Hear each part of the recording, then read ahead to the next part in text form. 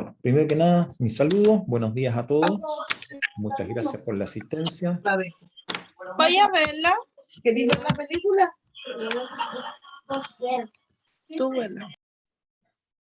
Muchas gracias por la asistencia, ahí estaba digamos, silenciando un micrófono que estaba adelante.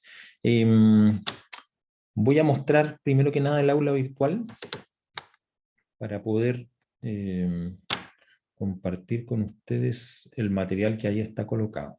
Vamos a ver si la tenemos, no la tengo activada, la voy a activar primero.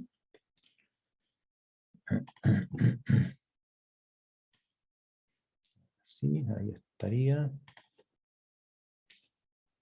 Ahí está. Ok.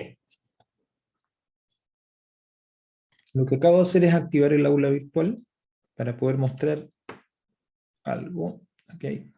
Ahí, en esta primera parte, donde dice presentación del curso, ahí está el link para la clase de todos los lunes del semestre. Va a ser la misma, es la que está acá. O sea, ustedes solamente tienen que cliquear, unirse a la reunión Zoom, y si quisieran entrar por otra vía, que tienen que colocar la identificación de reunión y el código de acceso, ahí están. Esto es válido para todos los lunes del semestre. O sea, yo no voy a enviarles una invitación a cada clase, ni a colocar un link para cada clase como hice al principio, sino que esto sirve para todas las clases del semestre, para todos los días lunes. Primera cosa importante. La segunda, ya está completa la bibliografía para la evaluación 1, que estaba pendiente las guías 2 y 3, colocarlas, ya están disponibles en el aula virtual, y para mayor facilidad creé esta biblioteca, BiblioEP01, acá. Si ustedes cliquean esto, van a encontrar ahí los 5 textos, las 3 guías y los 2 textos que serían lo que habría que usar en la evaluación número 1. ¿Ok? Está entonces en esa parte, para que no tengan que andar buscando, está todo disponible en el aula, pero para que no tengan que andarla buscando, la centralicé todo en esa carpeta. ¿Ok? La otra cosa, que clase a clase, esta línea punteada hace la diferencia entre una clase y otra, el material. ¿Ok? Otro tema, la grabación de las clases, independientemente que ustedes pueden ubicarlas en la carpeta Google Drive, independientemente que la pueden ubicar en YouTube, las estoy colocando acá también, el link para hacer la grabación en cada clase. Aquí está con respecto a la primera. ¿Ok? Hay un error, lo voy a corregir inmediatamente. Voy a corregir este día 23.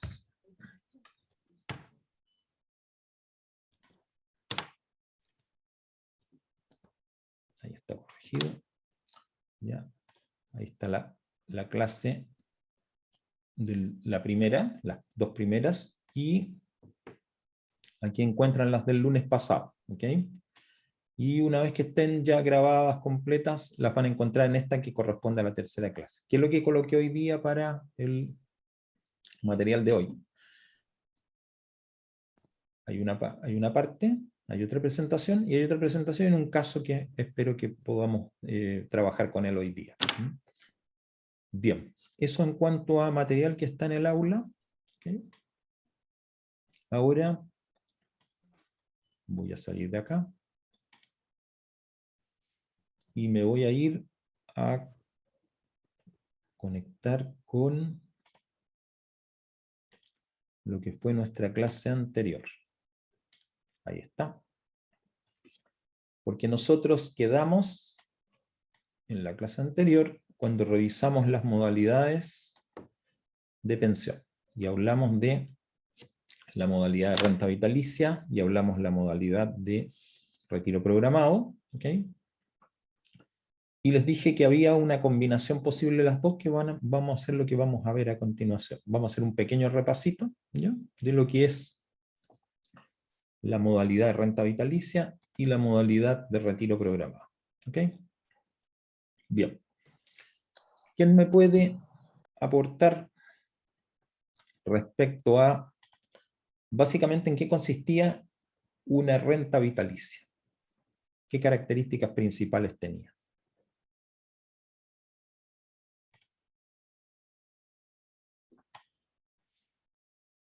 Lo escucho, muchachos. Renta vitalicia. ¿Qué características tenía?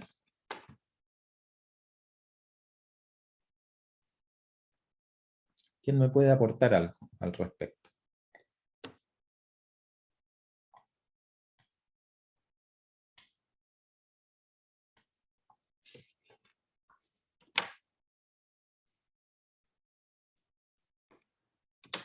Renta vitalicia, muchachos.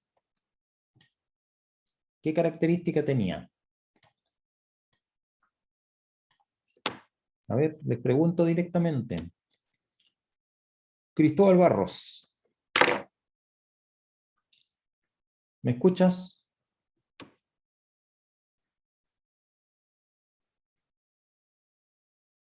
No, aparentemente no. A ver, algo me viene por el chat. Vamos a ver qué viene. Sí, profe, ¿me puedes contestar, Cristóbal, características que tiene una renta vitalicia? Una característica. Una sola.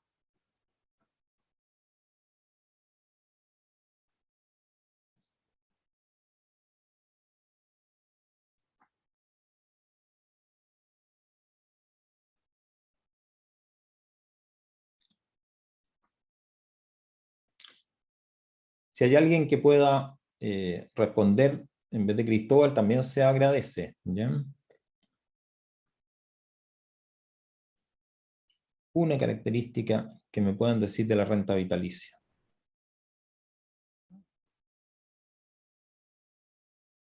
Valentina Núñez, muy bien, renta mensual para toda la vida del afiliado. Correcto, eso corresponde justamente al tema de vitalicio, es para siempre, ¿ok? Nicolás, muy bien, se paga en unidades de fomento, correcto. Ya tenemos dos elementos, una pensión mensual, ¿ok?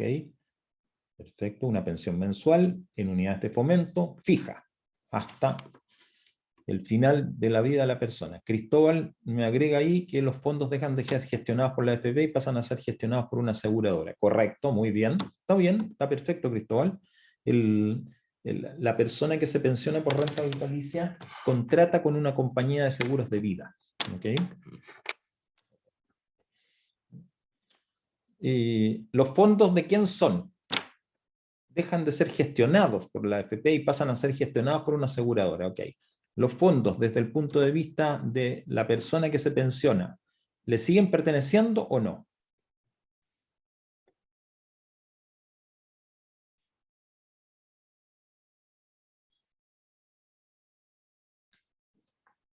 O lo podríamos decir de otra manera. ¿Con renta vitalicia existe herencia?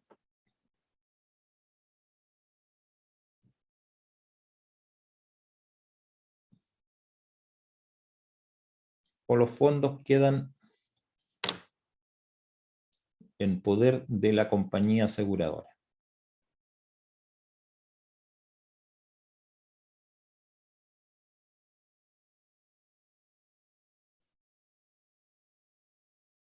No hay herencia. Perfecto. Muy bien. No hay herencia. Quedan en fondos de la compañía. ¿Ok? La renta vitalicia no tiene. Perfecto. Muy bien las respuestas que me están dando. Ok. Ok. Entonces, perfecto. Aseguradora. Perfecto. Hagamos una pequeña, ¿cómo se llama? Junta de todos los elementos que me han dado. ¿Ya? Una persona puede contratar una renta vitalicia cuando llegue el momento de pensionarse. La persona tiene una cantidad de dinero en su cuenta. ¿Ok? Es, digamos, el fondo de pensiones. Con ese fondo de pensiones, una alternativa que tiene es comprarle, ojo, esa es la palabra que hay que ocupar. Una persona compra una renta vitalicia con una compañía de seguros de vida. ¿Qué es lo que compra? Compra, como dice la palabra, una pensión, una renta, ¿ya? Fija en unidades de fomento, en términos mensuales, ¿sí? Hasta que la persona deja de, digamos, fallece, ¿ok? Fallece, y vamos a ver después también el tema de los beneficiarios, ¿ok? Como la persona compró con esa cantidad de dinero esta renta, que es para siempre hasta que fallezca, los fondos dejan de ser de él. Es como cuando uno compra una casa, los fondos ya no son de uno, son del dueño de la casa que nos vendió, ¿ok? Entonces uno deja de tener ese dinero en cuenta. Ya no tiene un fondo, tiene una renta vitalicia y por ende no hay herencia. ¿Ok? Bueno, ¿qué otra cosa entonces es interesante ver? De que cuando se compra una renta vitalicia, se compra esta renta vitalicia para la persona que se pensiona y también para los beneficiarios. ¿Ok? ¿Cuáles son los beneficiarios? Los mismos de siempre, los que vimos antes. La cónyuge viuda o el cónyuge viudo, los hijos, siempre que tengan ciertas edades, ¿ya? Padres. ¿Ok? ¿Qué pasa entonces si una persona, habiendo contratado una renta vitalicia, fallece? Entra el beneficiario. ¿Ok? El beneficiario o la beneficiaria. ¿Ok? El que sea. ¿Ok? Y ese recibe ahora no la misma renta, sino un porcentaje. ¿Ok? ¿Ok? ¿Cuál es el porcentaje? El 70%. Recuerden que eso, vamos a volver acá para verlo aquí.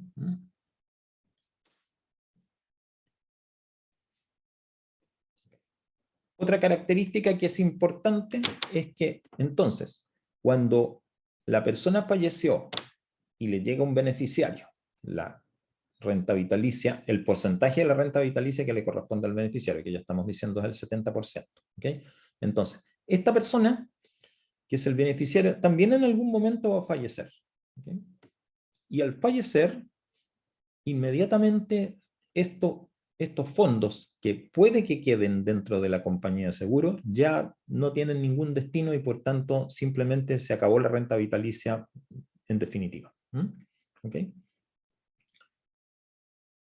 Esta renta vitalicia tiene dos alternativas de contratación. ¿Ya? Se puede contratar bajo un sistema que se llama renta vitalicia simple o inmediata, que es tal como estamos describiendo.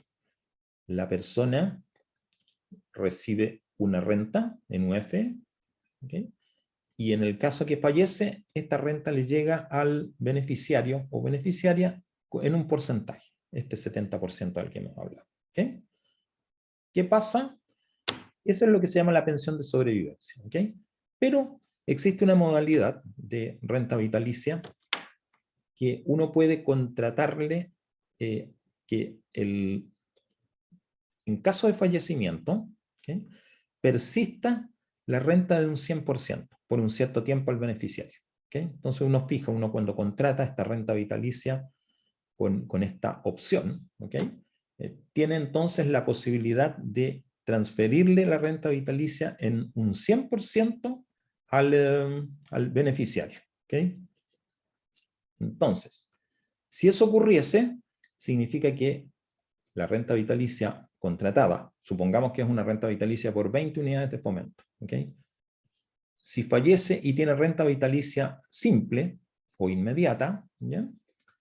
Entonces esta renta vitalicia al beneficiario le va a seguir, pero por un 70% de las 20 unidades de fomento, por 14 unidades de fomento, ¿okay? Hasta que este beneficiario fallezca también. La otra alternativa que estamos diciendo es que se compre esta renta vitalicia con una garantía, por eso se llama renta vitalicia garantizada, ¿okay? Por un periodo de tiempo. Supongamos que por un periodo de tiempo de 10 años, yo compro que esta renta vitalicia al beneficiario, al pensionado directo o al beneficiario permanezca en estas 20 unidades de fomento durante 10 años. ¿Qué puede ocurrir? Que en esos 10 años la persona fallezca y entonces el beneficiario reciba esta renta vitalicia hasta que cumpla los 10 años por las mismas 20 unidades de fomento. Y luego caería al valor de las 14 unidades de fomento que son el 70%. ¿Okay? Les hago una pregunta, ¿ya? Porque ya que les describo esta renta vitalicia simple o esta renta vitalicia garantizada. ¿Okay? ¿Cuál tomarían ustedes si tuvieran que decidir?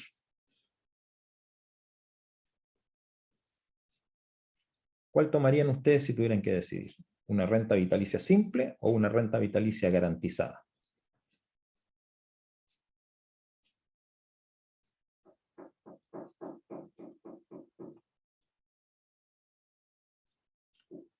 ¿Cuál preferirían si tuvieran que elegir entre estas dos?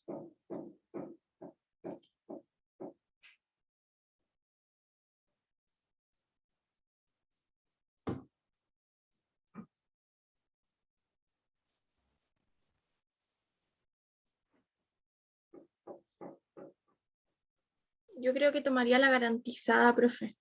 ¿Por qué motivo? Porque en caso de que el afiliado ¿Fallezca? muera, Ujú, ujú. claro, seguiría llegando el dinero a, a disposición del beneficiario legal. Correcto, perfecto. Supongamos que es un señor que fallece y la beneficiaria es la cónyuge, ¿ok? Entonces, en vez de caerle, en este ejemplo de 20 unidades de fomento, en vez de caerle a 14 inmediatamente, sigue por 20 hasta un cierto número de años. Ok, perfecto. Ok, me parece bien la decisión, pero hay que tomar en cuenta, ¿por qué les preguntaba eso? Porque hay que tomar en cuenta que si yo tomo una renta vitalicia garantizada, voy a tener un valor inferior de renta vitalicia. ¿Okay? Va a haber una diferencial. O sea, si yo tomo una renta vitalicia, si yo, con la misma cantidad de dinero del fondo de pensiones, supongo que esta persona logró reunir 50 millones de pesos. ¿Okay? Y con eso va a comprar su renta vitalicia. Si compra la renta vitalicia simple, supongamos que eso le da un derecho a una pensión de 20 unidades de fomento. ¿Okay? Como mensualidad hasta el momento de fallecer, y en el momento de fallecer 14 unidades de fomento a su cónyuge. ¿Okay? Si tomo la renta vitalicia garantizada, me va a bajar, va a ser un poco menos de 20, a lo mejor es 18, a lo mejor es 17, ¿ya? Más o menos.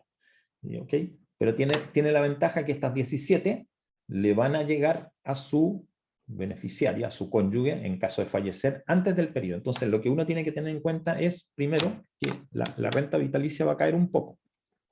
¿Cuándo va? ¿En función de qué va a caer? En función de cuántos años garantizo. Mientras más años garantizo, más cae la renta vitalicia inmediata. ¿Okay? Pues si yo garantizo por 20 años o por 30 años, ¿okay? Evidentemente va a ser mucho más bajo el valor que voy a recibir que si no garantizo en ningún año o garantizo por 1 o por 2 o por 3. ¿Okay? Entonces, esta decisión, ¿ya? Que en principio parece lógica, decir, mira, yo prefiero tomar una renta vitalicia con una garantía de cierto número de años, porque así le garantizo a mi cónyuge o a mis hijos o a mis beneficiarios o beneficiarias de que van a tener la misma pensión vitalicia que yo. Eso significa una caída en el monto. ¿Ok? No es una caída tan brusca, tan grande, ¿ya? Es una caída que normalmente es relativamente, podemos estar hablando entre un 10 y un 15%, ¿ya? Pero, por supuesto, va a depender del número de años de garantía que uno tome. Entonces, estas son las dos opciones que tiene una persona. Ahora, la otra modalidad que existe cuando una persona tiene que tomar una pensión es la de retiro programado. ¿Ok? ¿Cuáles son las características de un retiro programado? De una pensión con retiro programado.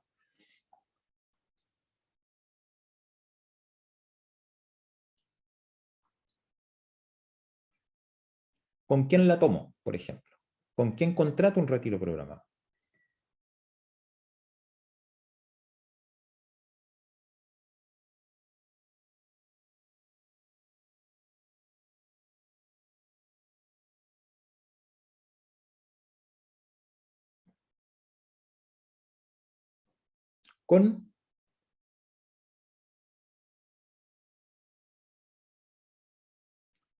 ¿Es con una compañía aseguradora de vida?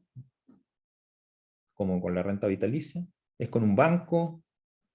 ¿Con quién contrato un retiro programado? Una pensión de retiro programado.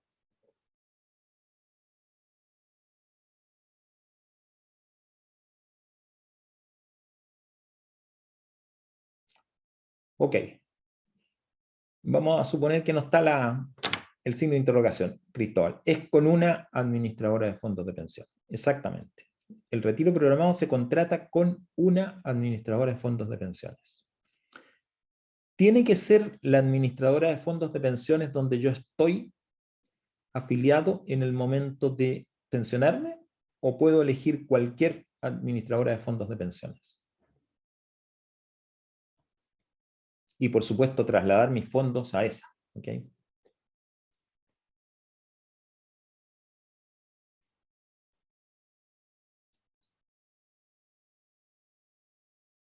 Con la que ya estaba afiliado. Romina, No necesariamente, ¿ya? Hago esta pregunta pues justamente por eso, porque lo normal es que uno piense que uno tiene que contratar con la administradora en la cual está afiliado. Y la verdad es que no. Yo puedo trasladar mis fondos libremente de una administradora a otra, ¿ok? Y es más, una vez que yo tengo contratado mi retiro programado con una, ¿ok? Después incluso me puedo cambiar todas las veces que quiera de una a otra, ¿ok? A ver, aquí, Romina, aquí hay, en la afirmación que tú me haces, hay una cosa bien importante de aclarar. Tú dices, las demás pueden manejar los fondos de la administradora. Lo que ocurre es que el fondo de pensiones es del afiliado, no es de la administradora. La administradora lo único que hace es administrar. Esto es como que yo tengo una casa, ¿ok? Y la arriendo, ¿ok? Y voy cambiándome de corredor de propiedades a corredor de propiedades todas las veces que quiera. Uno, el fondo de pensiones, excepto en el caso de una renta vitalicia, donde uno compró una renta vitalicia con una compañía de seguros particular y no puedes cambiar nunca, porque eso ya está para siempre.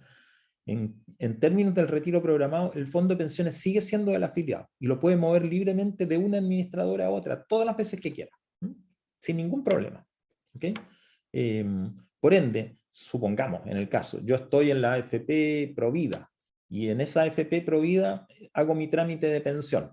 ¿Okay? Pero por algún motivo en ese momento, me doy cuenta que otra administradora de pensiones tiene mejor rentabilidad, ¿ya? O tiene menor comisión para efectos del cobro mensual que me van a hacer por administrar el retiro programado. Yo me cambio. Y si después eso no me gusta, me vuelvo a cambiar. Soy libre de moverme para todas partes. ¿Okay?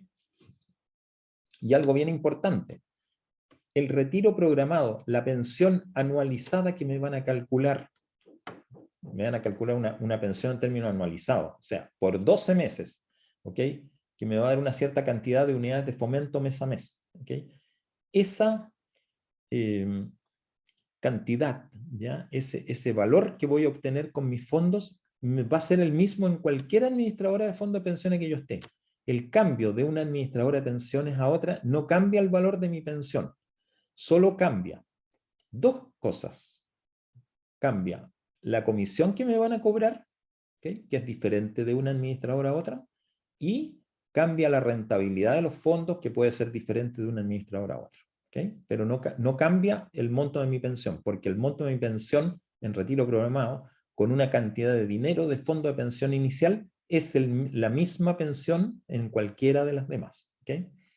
Bueno, otras características que tiene el retiro programado que son bien importantes de tomar, es que igual genera una pensión de sobrevivencia, ¿okay? Exactamente igual que una renta vitalicia, en las mismas condiciones. ¿Okay? Pero la diferencia es que si fallece el pensionado principal, el afiliado, y fallecen los beneficiarios, el saldo que quede en la cuenta de este afiliado que falleció y su beneficiario falleció, se hereda, ¿ok? Porque ya no hay beneficiarios de pensión para la pensión de sobrevivencia, ni está el afiliado principal que obtenía el retiro programado, y quedó dinero en el fondo de pensión de una AFP, ese dinero es de los herederos, ¿ok? Y lo pueden recuperar, absolutamente. Entonces, las características principales del retiro programado son: se contrata con una administradora de fondos de pensiones, me puedo mover libremente entre administradoras en cualquier momento, ¿okay? La pensión se calcula año a año, ¿okay? Año a año va variando, ¿okay? Genera pensión de sobrevivencia, pero también genera herencia, ¿okay? Y hay un cobro mensual, ¿ya? En el caso del retiro programado no hay ningún cobro mensual, porque todos los cobros están incluidos ya en el valor que me dieron, ¿ya? ¿Okay? En el caso de la administradora, como yo no pierdo ningún, no estoy pagando nada por el retiro programado directo, o sea, por contratarlo, pero por administrármelo sí me van a cobrar una comisión mensual, que es diferente en cada administradora. ¿Okay? Hay ciertas diferencias entre uno y otro.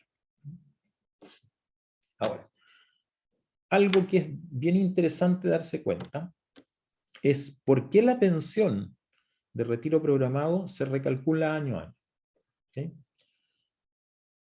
Piensen ustedes que uno partió con un cierto monto de dinero. Es el saldo en el momento de pensionarse. Con ese saldo pude tener acceso a una pensión, a un monto. ¿Okay? Para calcular ese monto, las cosas que se consideran en el cálculo, digamos, el algoritmo que determina cuál es mi pensión, ¿okay? Son: 1, ¿cuánto dinero tengo? ¿Okay? 2, mi expectativa de vida.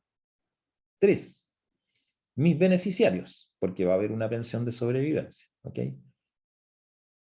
4, la tasa de interés a la cual se va a hacer una proyección de la rentabilidad de esos fondos. ¿Quién determina esa tasa de interés de referencia, ¿ya?, que se va a usar durante el año completo? La publica, la calcula, la publica y la determina la Superintendencia de Pensiones, no la AFP, ¿ya? Y esta tasa es la misma para todas las administradoras, ¿okay? Es una tasa que la Superintendencia de Pensiones la va cambiando cada 3 meses, ¿okay?, en función de ciertos parámetros, ¿okay? ¿Cuál es la que me aplican a mí durante el primer año? La que está vigente en el mes que yo me pensiono, ¿okay? El hecho de que vuelva a cambiar 3 meses después a mí no me va a afectar, ¿ya? Cuando al año, ¿ya?, tengan que hacerme el recálculo de la pensión, van a volver a tomar cuál es la tasa que está vigente en ese momento, ¿okay? Entonces, con eso me hacen un cálculo, mi pensión.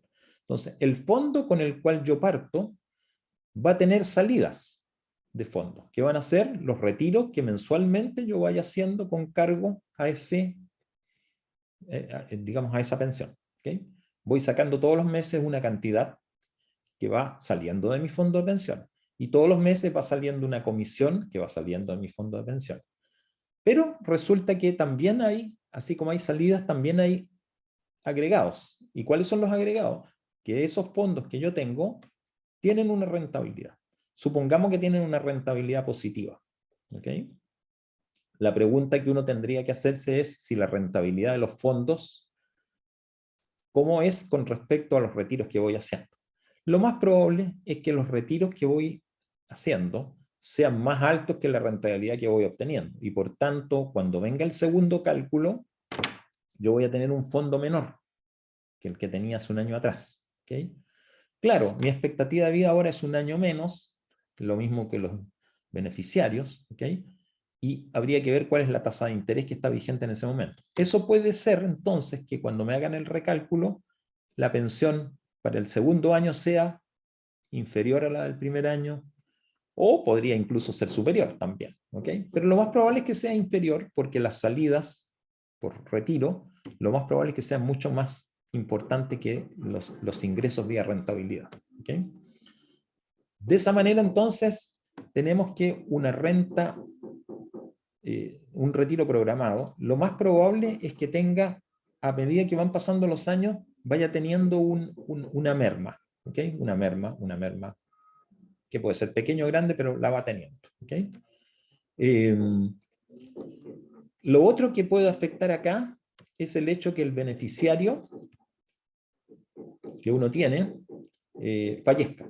Si fallece el beneficiario, evidentemente que me van a tener que recalcular la pensión de retiro programado, porque ya no tengo beneficiario, que era uno de los elementos que estaban tomando antes. Hay muchas cosas, entonces, muchos elementos que pueden hacer que hacen de que mi pensión de retiro programado tenga que calcularla año a año. ¿Okay?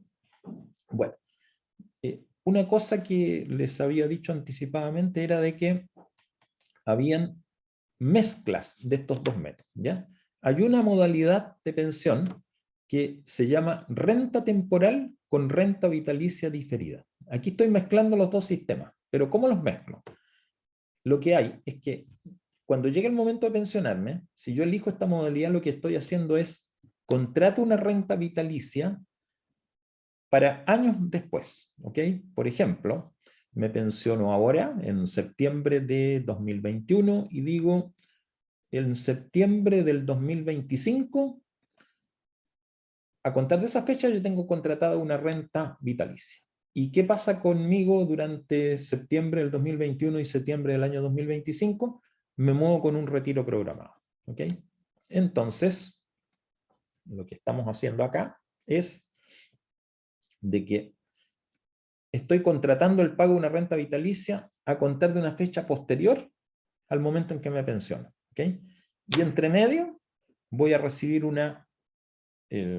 valor, ¿ya? Que va a estar en función de los fondos que me quedan, ¿okay? ¿Okay?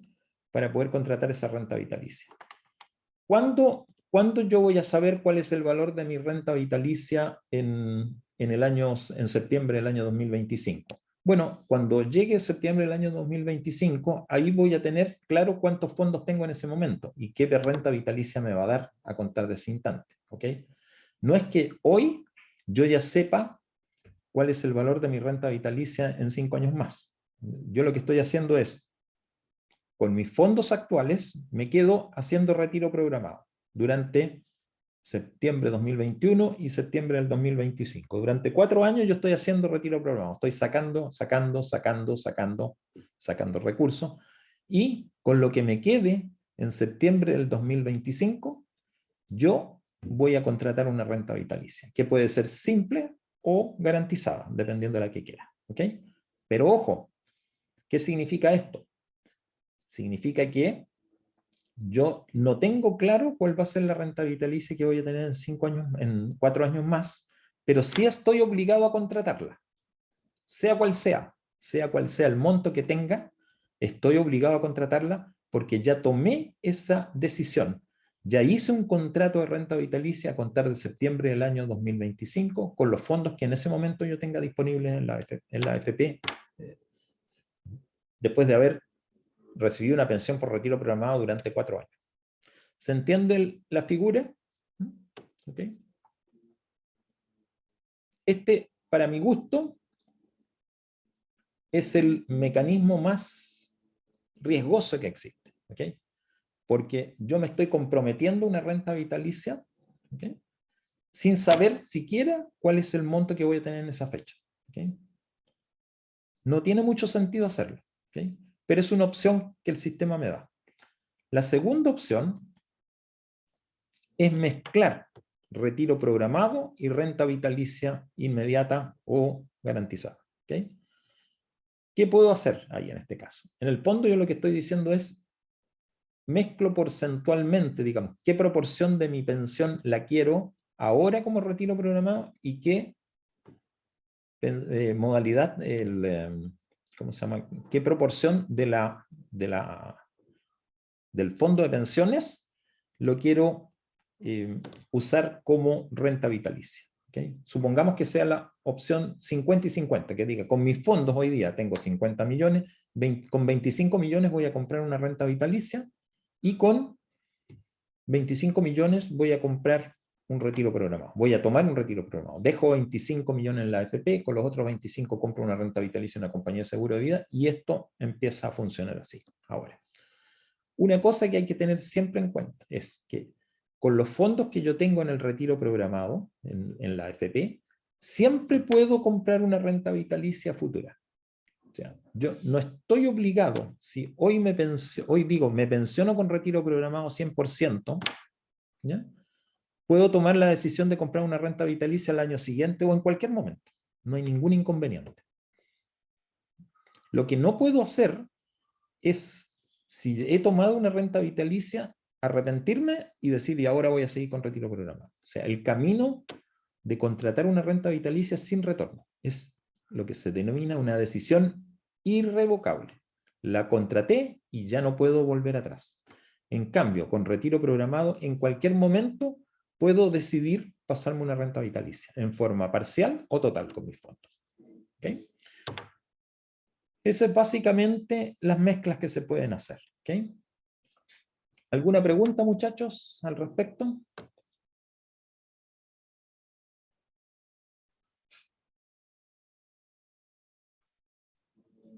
¿Nada? Entonces, el resumen más macro que podemos hacer. Una persona que cumplió con los requisitos de edad para pensionarse, o que no teniendo la edad para pensionarse, se hace posible que tome una renta, ¿cómo se llama? Una pensión de vejez anticipada, ¿ok? En ambos casos, ¿ya? O lo mismo una persona que se pensiona por invalidez, o lo mismo una persona que recibe una pensión de sobrevivencia, todos pueden elegir entre quedarse en la AFP con retiro programado 100%, comprar una renta vitalicia a una compañía de seguros de vida por un 100% del fondo, hacer una combinación de renta vitalicia y de retiro programado en los porcentajes que decida cada uno, ¿ya? O contratar una renta vitalicia al futuro quedándose en el momento presente con un retiro programado. Esas 4 alternativas siempre existen, ¿ya? Con la salvedad de que una vez que yo contrato una renta vitalicia no puedo arrepentirme.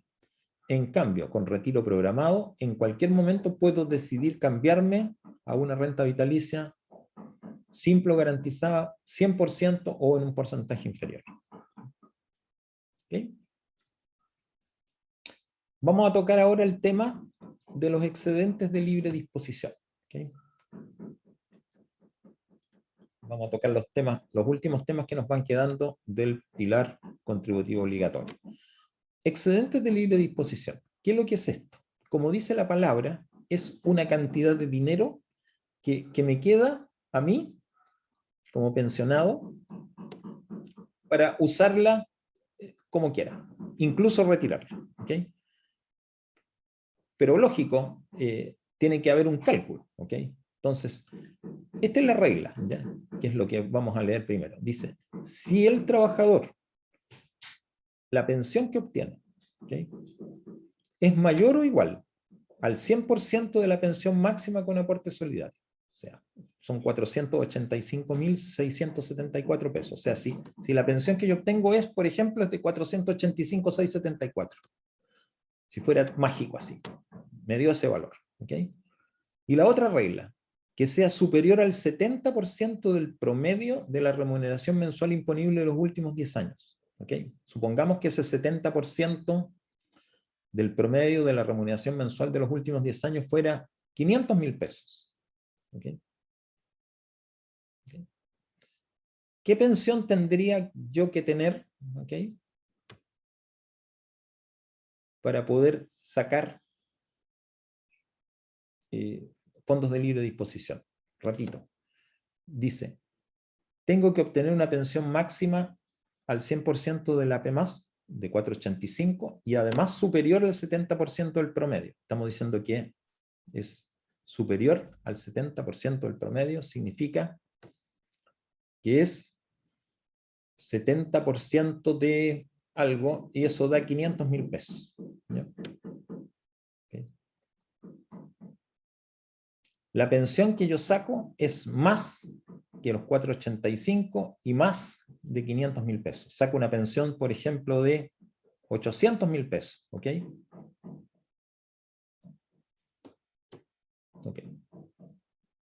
Saco una pensión de 800.000 pesos. Es más que los 485 y es más que los 500.000 pesos. ¿Cuánto puedo sacar excedente de libre disposición?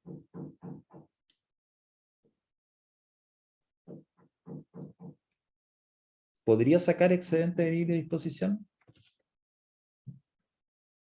La regla me dice, si la pensión es más de 485 y más del 70% de su promedio de los 10 últimos años, que es 500.000 pesos, yo puedo sacar excedente de libre disposición. Y los fondos me dan para una pensión de 800.000 pesos. ¿Qué opciones tengo con eso?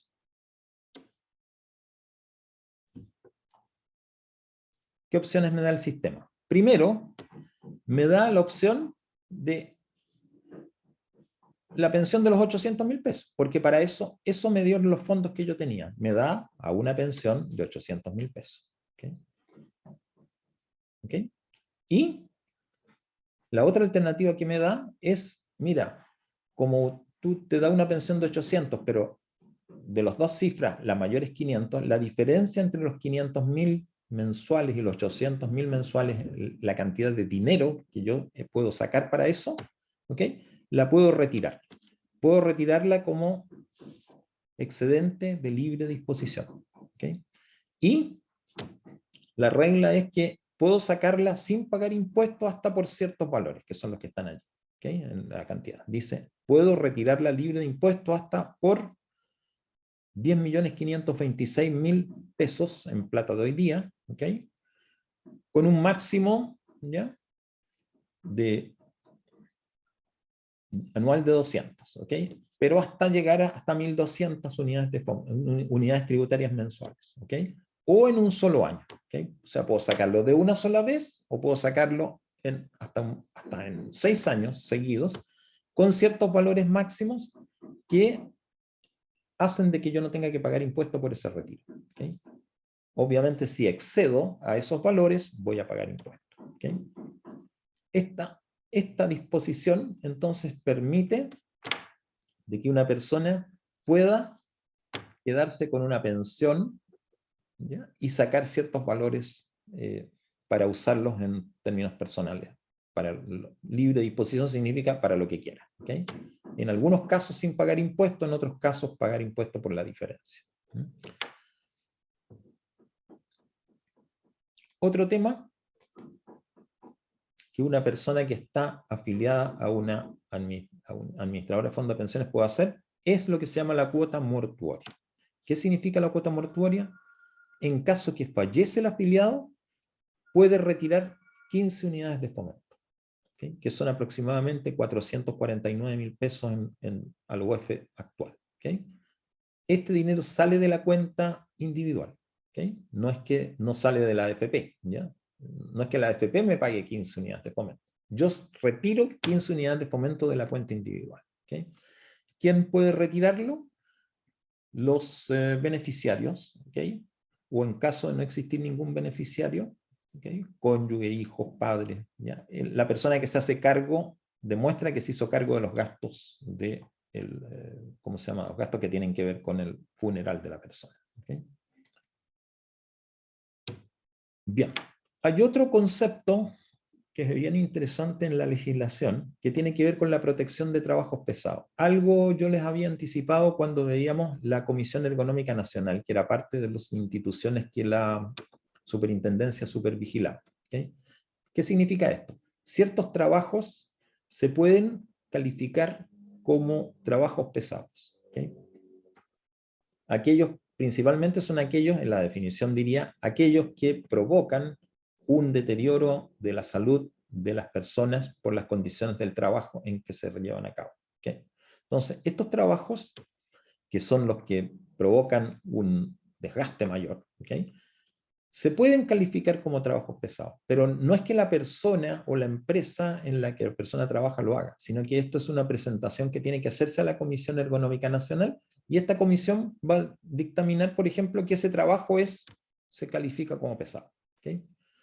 Un típico trabajo que se lleva a cabo como en estas condiciones son trabajos en la minería, ¿ya?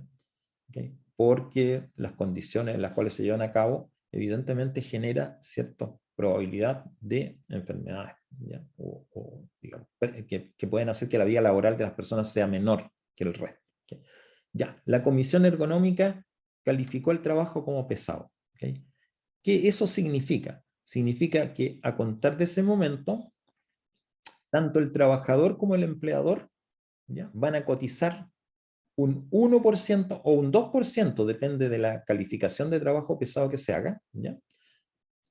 Van entonces a cotizar un adicional de 1 o 2%, por sobre el 10%, o sea, podría ser un 11% o un 12%, más lo que aplica el empleador, ¿okay? Supongamos que el trabajo pesado se calificó con un 2% adicional, significa que además del 10%, en la cuenta individual del trabajador se va a recibir un 2% más del trabajador y un 2% del empleador, llegaría al 14%, ¿okay? ¿Cuál es la idea de que haya más cotizaciones en esa cuenta? Que se pueda permitir la jubilación anticipada, una pensión de vejez anticipada, ¿okay?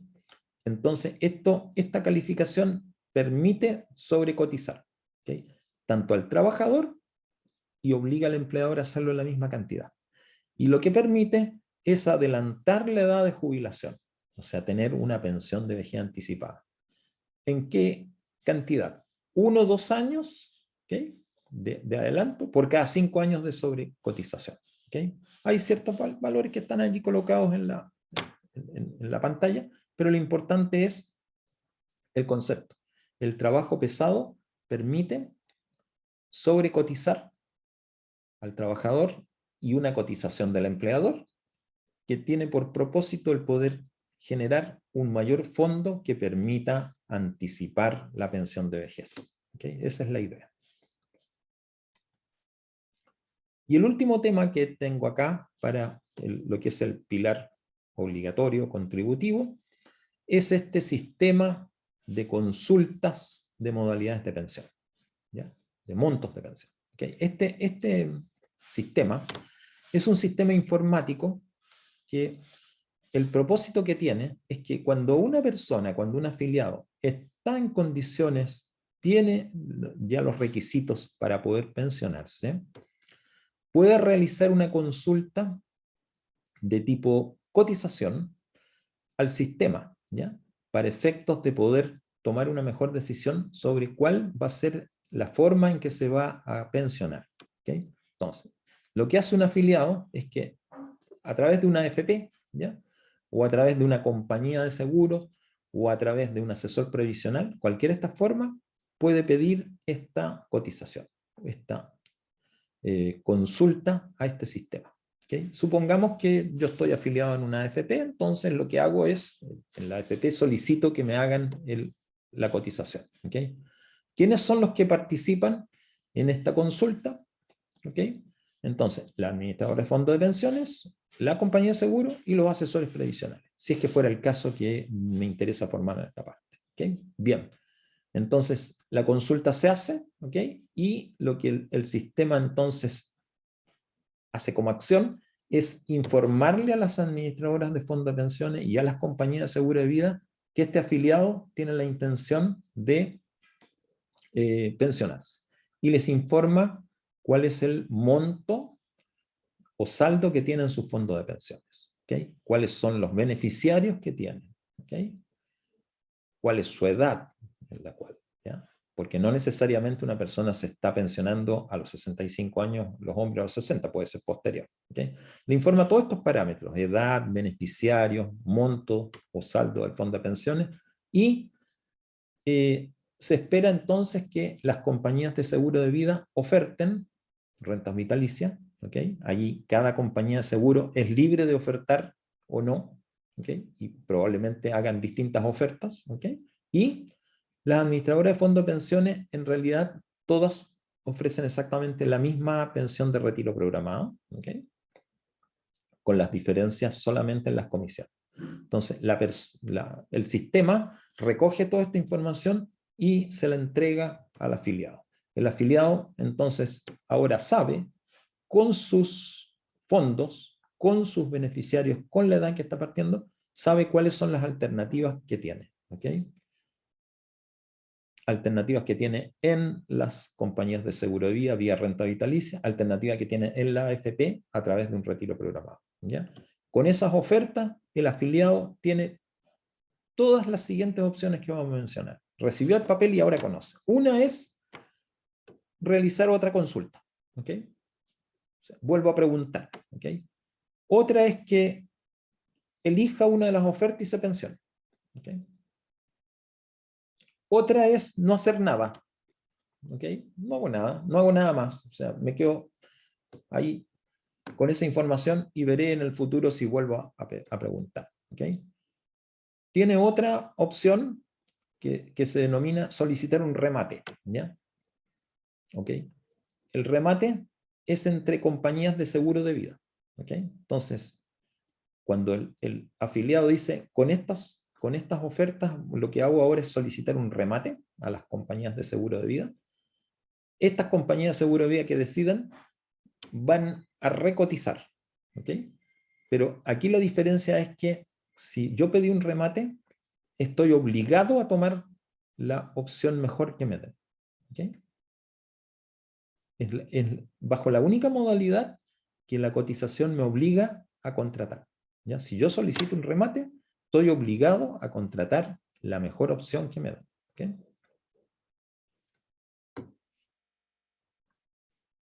ahí estaríamos con el tema del SCOMP. ¿Ok? Entonces, revisamos hoy las modalidades de pensión, aparte de renta vitalicia y retiro programado que habíamos visto en la clase anterior. Vimos en qué consistía el excedente de libre disposición, vimos en qué consiste la calificación de trabajo pesado, y vimos en qué consiste básicamente este sistema de consulta y oferta de montos de pensión. ¿Okay? Vamos a salir de acá. ¿Okay? Bien. Antes que pase al siguiente tema, ¿alguna pregunta? ¿Algún comentario?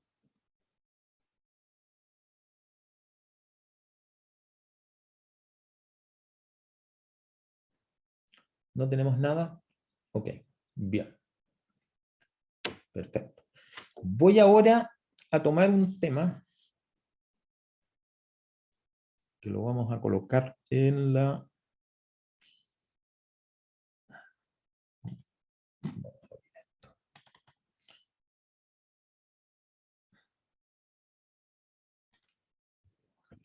Aquí.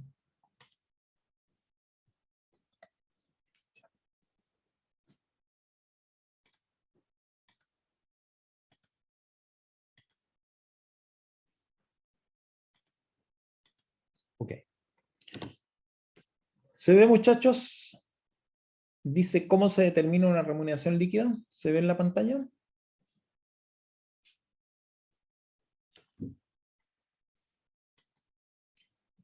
¿Se ve en la pantalla, muchachos? Necesito que me avisen. Sí, profe. Perfecto, impecable. Ya. Este es un tema práctico, ¿ya? Un tema práctico, pero necesario para poder llevar a cabo ¿cómo se llama? Comparaciones muchas veces entre distintas situaciones, ¿ya? Por eso es que lo vamos a ver. ¿Cómo se determina una remuneración líquida? ¿Ok? Vamos a dar entonces distintas definiciones principales, ¿ya? Cuando a alguien le hablan de remuneración bruta, esa es la que uno pacta en el contrato de trabajo, ¿sí? ¿Ok? Cuando normalmente, puede que uno pacte una remuneración líquida también, pero lo normal es que cuando a uno lo contratan, o cuando uno está en una negociación de contratación, lo que se negocia es una remuneración bruta. Esta es tu remuneración, ¿ya? X, ¿ok? Esa remuneración bruta se diferencia de la remuneración líquida en que la remuneración líquida es la que uno recibe efectivamente, ¿ya? Es la que recibe uno efectivamente, digamos, la transferencia a la cuenta corriente, el cheque, la forma de pago que tenga, la remuneración líquida es la que uno recibe. ¿Y cuál es la diferencia entre la remuneración bruta y la líquida? Que hay deducciones, ¿ok? ¿Cuáles deducciones? Todas las que estamos viendo ahí. Aportes personales para pensiones, para salud, para seguro de cesantía y el impuesto de segunda categoría. ¿Okay? Todas estas deducciones salen de mi remuneración bruta y hacen de que pase yo a remuneración líquida. Y hay un concepto que lo hemos usado mucho acá, ¿ya? Que es el concepto de remuneración imponible. Se me está yendo muy rápido esto. La remuneración imponible es aquella sobre la cual cotizo para pensiones, salud y seguro de cesantía. ¿Okay? Que no necesariamente es la remuneración bruta, porque hay unos conceptos que se llaman remuneraciones no imponibles, ¿okay? Que son pocos, pero son importantes, pues son, por ejemplo, valores de carácter compensatorio, ¿okay? Como por ejemplo, las asignaciones familiares, los aguinaldos. Ahora en septiembre mucha gente recibe un aguinaldo de fiestas patrias, es no imponible, ¿ya? Porque por esas no se cotiza, ni se paga impuesto, ¿ok? Entonces tenemos remuneración bruta, la que pacto en el contrato de trabajo. A esa remuneración bruta hay deducciones, como son los aportes a pensiones, salud, seguro de cesantía, el impuesto de segunda categoría. ¿Ya? Hay una remuneración imponible, ¿ya? Sobre la cual yo cotizo, ¿okay? Para pensiones, salud y seguro de cesantía. Hay remuneraciones no imponibles, que son aquellas que no tienen ni cargos con respecto a los sistemas de pensiones, salud y cesantía, y tampoco se paga impuesto. ¿Okay? Y hay finalmente una remuneración tributable, aquella sobre la cual se determina el impuesto de segunda categoría. ¿Okay? Bueno, todo esto que está acá, todos estos distintos títulos, remuneración bruta, remuneración líquida, remuneración imponible, remuneración tributable, la única manera que nos quede claro es que lo hagamos con ejemplos, ¿okay? Para que podamos nosotros tener de esa manera suficiente expedición con un tipo u otro, ¿okay?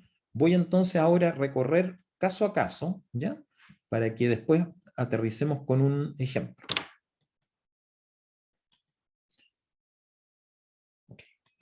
Lo primero es que de una remuneración bruta yo tengo necesariamente que deducir una cotización para pensiones, que se calcula sobre la remuneración imponible, que puede ser igual o no a la remuneración bruta, ¿ok?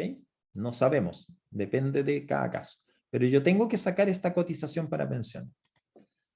Tengo también que retener una cotización para salud, que también va sobre una remuneración imponible. Y también tengo que hacer una deducción de una cotización para el seguro de cesantía, que también va sobre la remuneración imponible.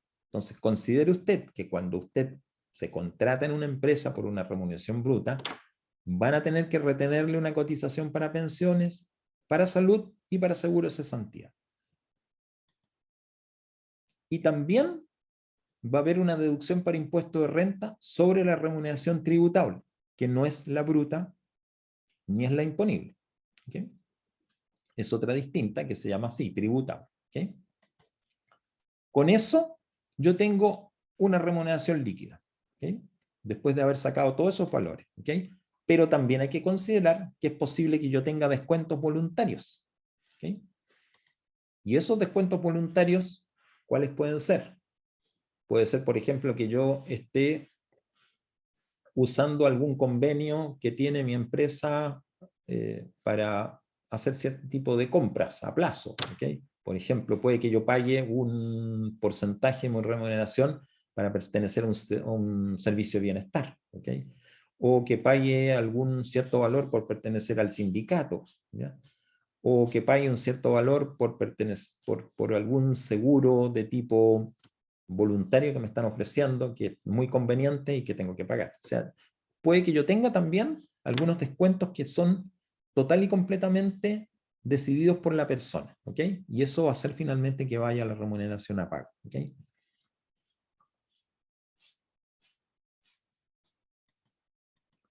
En el caso de pensiones, ¿ok? Se cotiza sobre la remuneración imponible para pensiones, ¿ok? Ese valor, ¿ya?, que yo cotizo, tiene un tope. La remuneración imponible para pensiones tiene un tope imponible. Ese tope imponible es de 81,6 unidades de fomento, que es, referido a la UF del 31 de agosto, son 2.442.703 pesos. ¿Okay? Ese es el tope imponible. Más allá de ese valor, no estoy obligado a cotizar para pensiones. ¿Okay? ¿Cuánto cotizo? 10% para la cuenta obligatoria de capitalización individual. En cualquier AFP que yo esté, voy a cotizar un 10%. ¿Okay? Y, además de eso, voy a pagar una comisión que va entre 0,69 la más baja y 1,45 la más alta, dependiendo de la AFP en que esté. ¿Mm?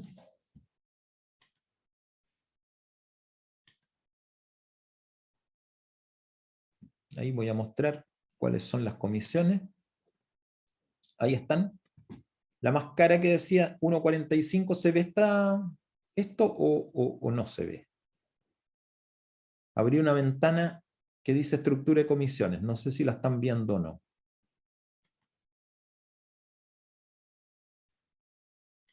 A ver. Vamos a revisar. Lo más probable es que no se vea. Aquí la voy a... Abrí una ventana en internet. Ahora sí espero que se esté viendo, que dice estructura de comisiones. ¿Se ve, muchachos, esta estructura de comisiones?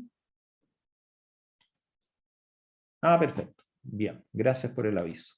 Entonces, ahí pueden ver ustedes que a septiembre del 2021, ¿ok?, que es la que estamos viendo ahora, la comisión más alta la tiene esta AFP que se llama Provida, 1,45, y la más baja lógicamente la AFP que ganó la licitación, que es 1,069. ¿Okay? Entonces, lo que a uno le retienen por efecto de pensiones es 10% más esta comisión. Entonces iría entre 11,45 si estoy en la AFP que tiene la comisión más alta, o 10,69 si estoy en la AFP que tiene la cotización más baja. ¿Okay? Como pueden ver ustedes, no da lo mismo en qué AFP estoy para efectos de cuánto me van a descontar.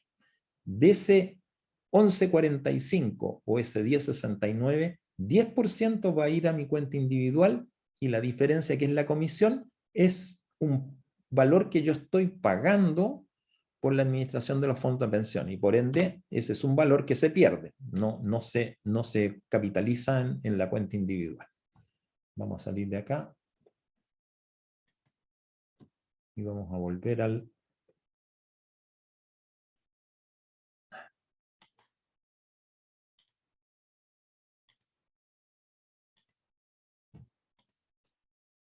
Ahí está. ¿Okay? Y lo otro importante, que aquello que me retienen a mí de mi remuneración para pagar la cotización a la AFP, 10% más la comisión, todo eso está exento de impuesto de renta. ¿Okay? No paga impuesto esa parte de la remuneración. Entonces, cotización para pensiones, yo elegí en cuál AFP me afilié y en cuál AFP estoy, entendiendo eso. Cada AFP tiene una comisión distinta, 1,45 la más cara, 0,69 la más barata, más el 10% obligatorio que yo tengo que cotizar. ¿Cotizo sobre toda mi remuneración? Sí, pero con el tope de las 81,6 unidades de fomento. ¿Okay? Y la parte que yo tuve, ¿cómo se llama? Que cotizar, más la comisión, está exenta de impuesto de renta. El segundo grupo es la cotización para salud. ¿Okay? También se cotiza sobre la remuneración imponible para salud, que es la misma, exactamente la misma que para efectos de pensiones, 81,6 unidades de fomento, los 2.442.703. ¿Okay? Ahora, ¿cuánto cotizo para salud? Mínimo 7%, ya sea que sea afiliado a FONASA o a una ISAPRE. ¿Ya? Las personas deciden en qué institución van a colocar ese 7%. Si lo van a colocar en FONASA o lo van a colocar en una ISAPRE, y ahí tienen que decidir en cuál ISAPRE. ¿Ya? ¿Okay? Pero no puedo cotizar menos de un 7%. ¿Okay? Con el tope de los 2.442.703. ¿Okay? Pero hay una característica, de que si yo me afilio a un ISAPRE, el costo del plan de salud puede ser mayor, igual o menor al 7%. ¿Okay? Es decir, yo con un ISAPRE compro un plan de salud que vale, por decir una cosa, 3 unidades de fomento mensuales. ¿Okay? Y ese puede ser más que ese 7% o menos que ese 7% que me van a descontar. ¿Okay? Ahí va a pasar algo que es bien interesante, pero que lo vamos a ver cuando veamos el sistema de salud. ¿Okay? No ahora. ¿No? Y toda la cotización que se lleve a cabo para salud por el 7% es exenta de impuesto a la renta. ¿Okay? Si yo me descuentan más, porque mi plan de salud es más caro que el 7% obligatorio, ese monto adicional no lo puedo deducir de la base tributaria. Entonces, la cotización para salud es mínimo un 7%. Yo elijo la institución FONASA o ISAPRE. Cuando contrato con un ISAPRE, contrato un plan de salud que vale una cierta cantidad de unidades de fomento. ¿Ya? Ese plan puede ser mayor o menor que el 7% que me están descontando. Aquí también hay un tope imponible y corresponde al mismo valor que para el sistema de pensión. Y también el 7% es exento. La tercera deducción es la cotización para el seguro de cesantía. También hay una cotización sobre una remuneración imponible. ¿Okay? Solo que aquí la remuneración imponible de cesantía es muy, muy diferente. Es de 122,6 unidades de fomento. ¿Okay? No 81,6, sino 122,6, mucho más alta.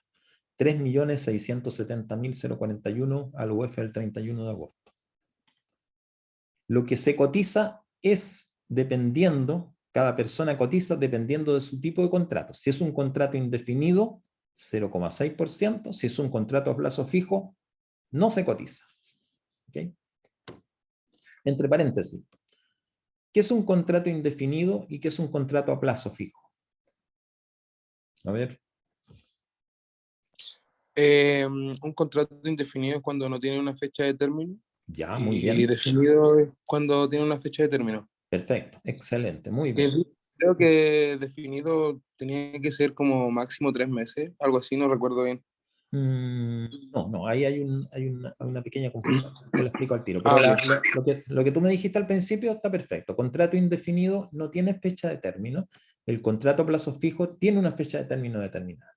Ahora, es muy normal que cuando a una persona la contratan en una empresa, le hagan un contrato a plazo fijo por 3 meses. ¿Por qué? Porque es una forma de poder, ya, como quien dice, ver cómo se desempeña la persona. Entonces, te contrato a plazo fijo por 3 meses, y si das resultados, no tienes ningún problema, ninguna cosa, significa que se termina el plazo fijo de los 3 meses, se termina ese contrato y te toman un contrato indefinido a contar de esa fecha. ¿Ya? Eso es política de la empresa. Puede que hayan empresas que tengan más de 3 meses, pueden tener 6 meses, podrían tener un año, ¿okay? Etcétera. Pero la definición básica es la primera que me diste. ¿Okay? Entonces, dependiendo del tipo de contrato, es la cotización para seguro de cesantía que se va a llevar a cabo.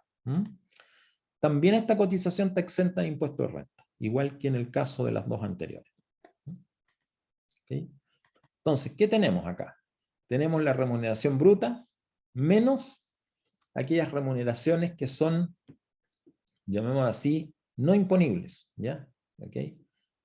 Son los casos de las asignaciones de colación o alimentación, las asignaciones de movilización, los viáticos, las asignaciones familiares, los aguinaldos. Todo esto son remuneraciones que no tienen la característica de ser renta, para nada, ¿ya? O sea, no están sujetas ni a cotizaciones previsionales, ni de pensión, ni de salud, ni de seguro de cesantía, ni están sujetas a impuestos de renta, ¿ok? Menos la cotización para pensiones, que es un 10% más la comisión, menos la cotización para salud, solamente el 7% puedo deducirlo para efectos de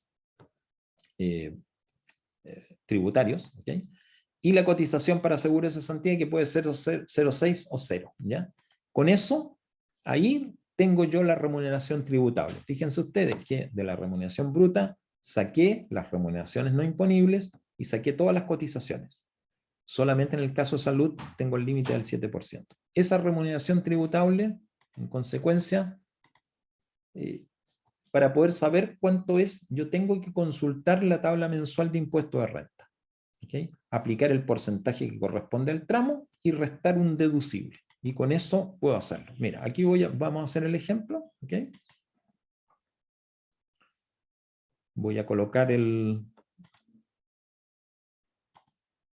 ahí para que compartan. ¿Okay?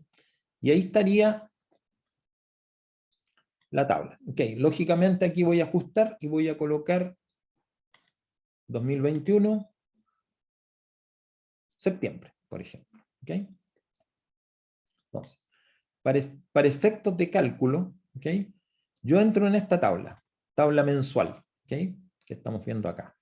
Entonces, esa remuneración tributable, ¿okay? Que aquí el servicio la llama renta líquida imponible, pero es la remuneración tributable. Remuneración bruta menos los componentes de remuneración no imponibles, menos las cotizaciones para pensiones, menos la cotización para salud, menos la cotización para el seguro de cesantía, me da esta remuneración tributable, llamada aquí renta líquida imponible, y de acuerdo al valor yo entro. Entonces me dice, por ejemplo, si esa renta fuera menor o igual a 710.518, está exenta de impuestos. Si yo tengo una renta que está sobre esos 710.518, pero es inferior a 1.578.930, le aplico un 4% a esa renta tributable o líquida imponible, y luego le deduzco 28.420.74. ¿ya? Y eso me daría. Entonces, según cuál sea el monto de la renta tributaria, entro aquí a esta tabla, ¿ok? Aplico el porcentaje que va siendo creciente a medida que va subiendo la renta, ¿ok? Y posteriormente deduzco una cantidad, ¿ok? ¿Ok? Como ustedes pueden ver, el porcentaje máximo que se aplica a esta renta tributaria es un 40%. ¿Ok? ¿Cuándo se aplica el 40%? Cuando la renta mensual es de 16.315.610 o más. Aplico yo este 40% y tiene un deducible de 2.043.035. ¿Ok? Esa es la lógica de cómo se calcula el impuesto único de segunda categoría o también llamado impuesto del trabajo. ¿Alguna duda de cómo se hace este cálculo, muchachos?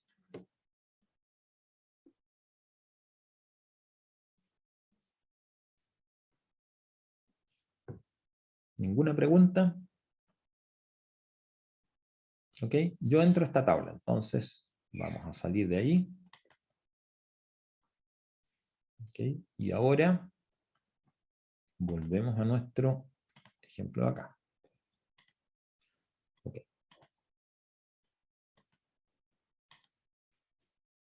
Entonces, una vez que resté las cotizaciones obligatorias y el impuesto de renta, solo quedaría deducir los descuentos voluntarios, ¿ok? Que son personales, absolutamente individuales. ¿Ok? Ya. Pero una cosa bien importante tener en cuenta es que cuando a una persona la contratan y pacta una remuneración, supongamos que alguien pactara una remuneración de 600.000 pesos. ¿Okay? Primera cosa que hay que tener en cuenta, que a la persona no le van a pagar 600.000 pesos porque le van a deducir las cotizaciones y el impuesto de renta si fuera el caso. ¿Okay? Pero otra cosa es que también para la empresa ese no es el costo de contratación, porque la empresa tiene que agregar algunos rubros adicionales que los paga el empleador, ¿okay? Obligatoriamente por cada trabajador contratado. Vamos a ver cuáles son. Primero, la remuneración bruta que se pactó, los 600.000 pesos. ¿Okay? Pero sobre eso, el empleador, la empresa, va a tener que pagar un 2,21% sobre la remuneración imponible con tope de 81,6 UF que corresponde al seguro de invalidez y sobrevivencia para la AFP. Segundo, el empleador tiene que aportar al seguro de cesantía. ¿Okay? 2,4% si es un contrato indefinido o 3% si es un contrato a plazo fijo. Sobre la remuneración imponible con el tope de, ahí hay un error, no son 120,4, son 122,6, ya lo vamos a corregir eso de ahí. Y tiene que pagar un seguro de accidente del trabajo y enfermedades profesionales, que tiene una cotización básica de un 0,9% y una cotización adicional de hasta 6,8%, de acuerdo a cómo es la tasa de accidente efectiva de la empresa. ¿Okay? Entonces, puede ser un 0,9 más un 2%, un 2,9. ¿Okay? En la medida que la empresa tiene más accidentes del trabajo, va subiendo esa tasa de cotización. ¿Okay? Tiene adicional una ley que se llama SANA, ¿okay? que es básicamente para poder cubrir gastos, digamos, licencias que puedan tener los padres de hijos que tengan alguna enfermedad de carácter importante y que tengan que hacer acompañamiento. ¿Okay? Entonces, con esta cotización, que es un 0,03%, se cubre esas licencias adicionales. ¿Okay?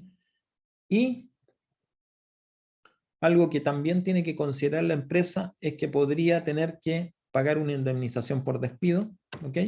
Y algo que está en el aire, porque todavía no se ha hecho, pero que está, puede que en la reforma de pensiones futura aumente la cotización con cargo al empleador, ¿ok?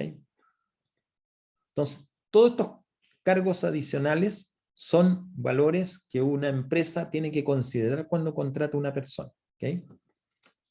El seguro de invalidez y sobrevivencia, el seguro de cesantía de cargo al empleador y el seguro de accidente del trabajo más la ley sana. Básicamente todas esas cosas.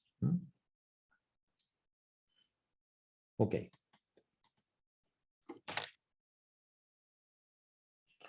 Nos queda un ratito antes del recreo, donde vamos a aprovechar de sacar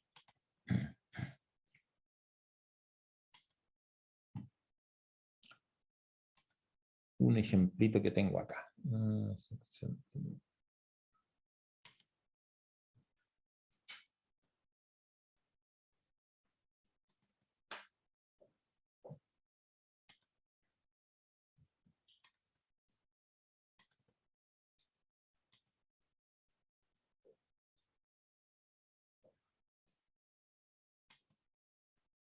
Un segundo, muchachos, que estoy ya llegando a donde estamos.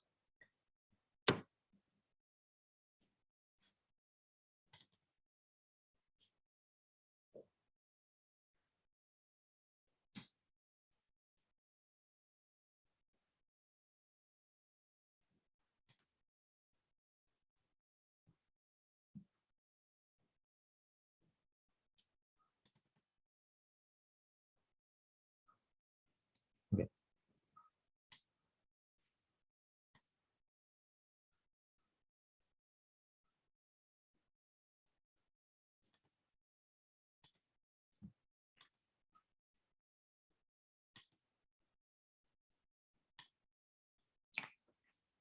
¿Se ve, muchachos, eso?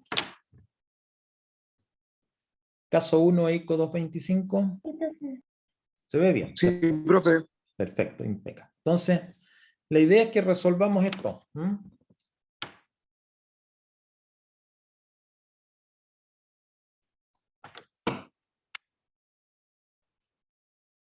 La idea es que resolvamos esto en base a la información que recién acaban de recibir. ¿Ok? Entonces, hagamos lo siguiente. Como son 25 para las 12, trabajen en esto y nos volvemos a encontrar a las 12, ¿ok? Y empezamos a hacer la resolución, cosa de que ustedes lo vean, lo lean y puedan intentar, ¿ya? Intentar la solución de este tema. ¿Ok?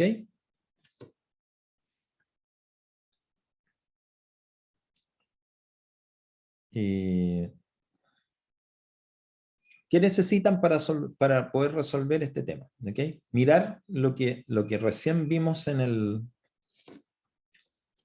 la presentación, ¿ya? Eso lo van a encontrar ustedes en el aula virtual, en la clase de hoy día. Está la parte 1. La parte 1 dice cómo llegar a una remuneración líquida, cómo determinar una remuneración líquida. Entonces, en base a eso, pueden tomarlo. Para efecto del cálculo del impuesto, lo que necesitan es poder llevar a cabo el tema de entrar a la página del Servicio de Impuestos Internos. ¿Okay? Y lo pueden hacer haciendo clic en la misma presentación. Ahí estaba un vínculo para entrar a la página de Impuestos Internos. ¿Okay? Y en cuanto a las cotizaciones, ¿ya? De la administradora de fondos de pensiones, también estaba la posibilidad de hacerlo a través de la presentación. Ambas cosas son posibles. ¿Ya? Entonces, les dejo ahí para que sea posible hacerlo. ¿Ok?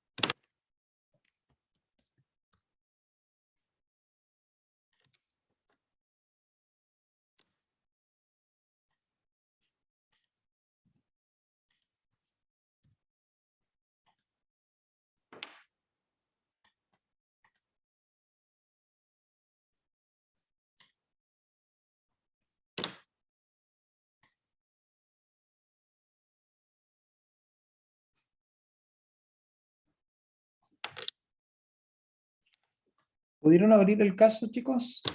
En la página, en el aula.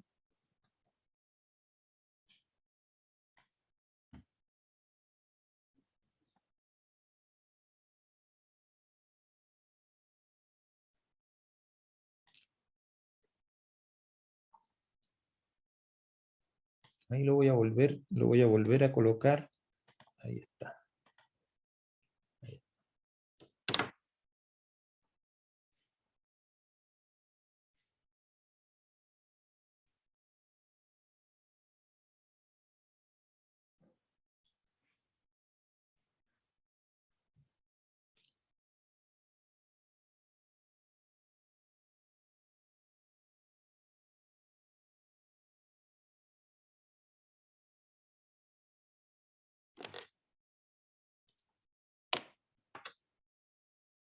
Ok, entonces, cuando volvamos a las 12 volvemos y vamos a resolver este caso. Entre paréntesis, si ustedes quieren ver la solución, está también ahí en la misma página, también, en el mismo aula está inmediatamente. ¿Ya? La idea es que lo podamos resolver sin verlo al principio. ¿Ok? Entonces nos juntamos a las 12 para revisar la revisión de este caso.